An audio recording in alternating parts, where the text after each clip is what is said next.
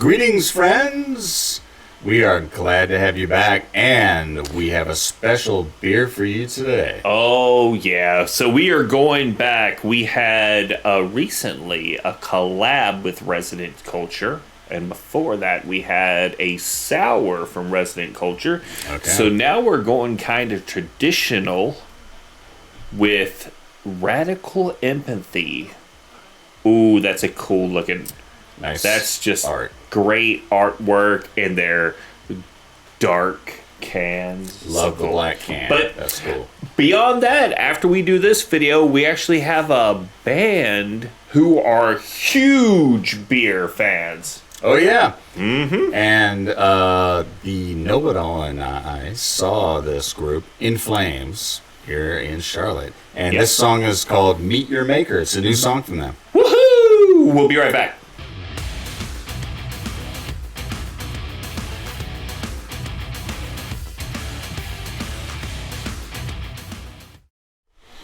All But- right.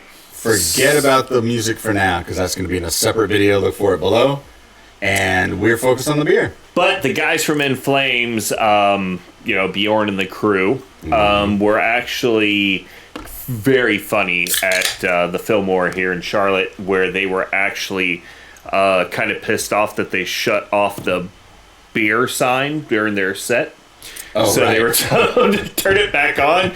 So it was great, and they became kind of, I guess, kind of advocates for craft beer, and it was really cool to hear them talk about it. So that was one of those experiences. If you're a craft beer fan and In Flames comes near you, they're definitely going to have something to talk to you about. So I also remember him saying that we're not going to talk about politics here tonight. Yeah. We like to drink beer and play metal music. That's it. And that's a good life philosophy. It's kind of our philosophy here on our show.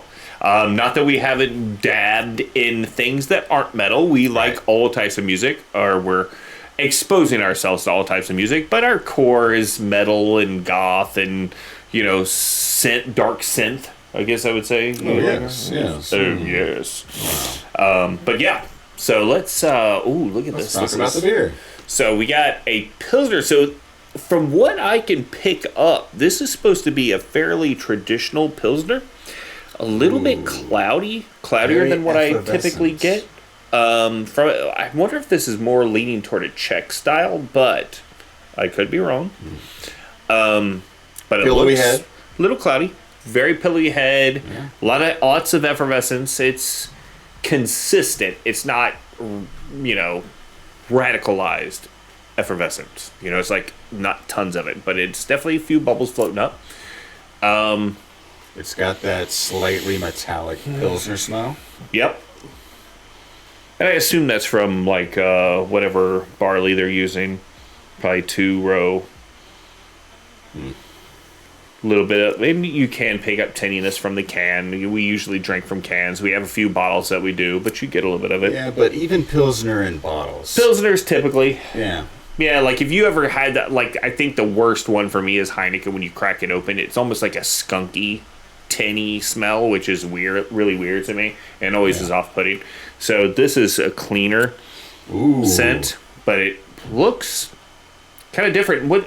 It actually is hopped with some stuff I haven't heard from before, and this is me being a little bit more knowledgeable about IPA hops and less knowledgeable about Pilsner hops. So they have the Hallertau Mittelfrüh Blanc and the Tettenjong, which I'm sure I slaughtered all that, but you guys get the point. So some different types of hops that I've ever heard before. So I already took a couple sips. Mm-hmm. And it's freaking delicious. Oh my God, what does that remind me of? Warsteiner. But better. Warsteiner off the tap in a can. I'm like, how do you get that flavor? So Warsteiner can get a little skunky, especially if you don't get it early on. Yeah. Right? But you're right. It leaves, on the back of my tongue, it leaves that Warsteiner sort of Yeah, that's tingly it. feeling. So I was, in my beer youth, I'm going to use that term, is when I was first getting exposed to like a lot of the world beers.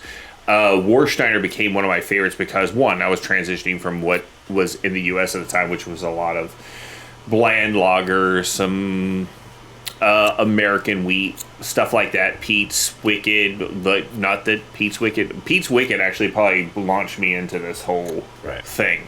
But Warsteiner became one of my favorites. That and Pilsner Urquell from Czech Republic. Yeah. So this is one of those beers that I really didn't expect Resident Culture to put out based off what I've kind of had from them before. It's usually seem like they're very experimental, and it may just been the selection that we've had. But also to put it in this can, right? This can is the complete opposite of this beer. Yeah, that's like darkness. Yeah, in Picasso-esque. Right, like, and then you have this very traditional, high quality. Yeah, it's excellent. Like Pilsner that is, I mean, it's a little cloudy. It's cloudier than a lot of the Pilsners that I see, but it kind of leans toward, I guess if you were doing like, I guess a touch of Belgian to it, like where it's less filtered. And I'm sure there's German beers like this that we don't have access to. But it doesn't, like, usually this cloudiness, you can anticipate what it's going to taste like. Yeah, but this doesn't fit that. No, this it does tastes not. like a clear everything Pilsner. Visually that you think this beer is can and look, as far as the filtered look, is not what it is. It's kind of surprising, and it's in a very good way. Yeah, I'm liking this. Our Queen City glass is smiling for it. Look at it. See Queen City? It's all happy. It's like, yeah, I love this beer. Wow. I'm impressed.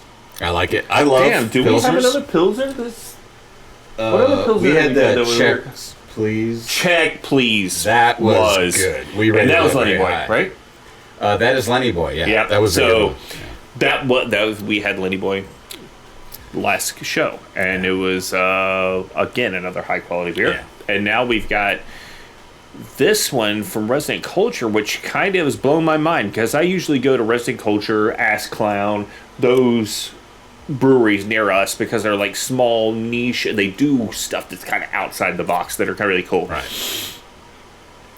This is them showing that they know what they're doing inside the box, like in making you really enjoy something the way beer is supposed to be done.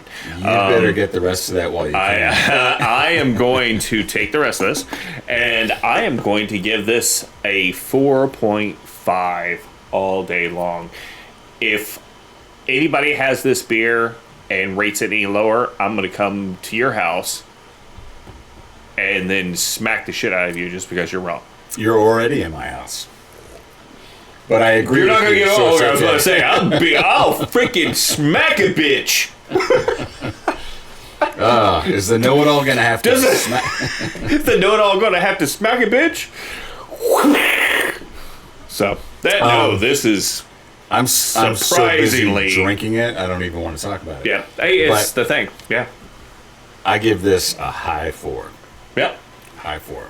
Definitely. It is good. I would pick up a 4-pack of these and finish them all. Yep. Hopefully they're affordable because, recommend it. damn, Yeah. it's good.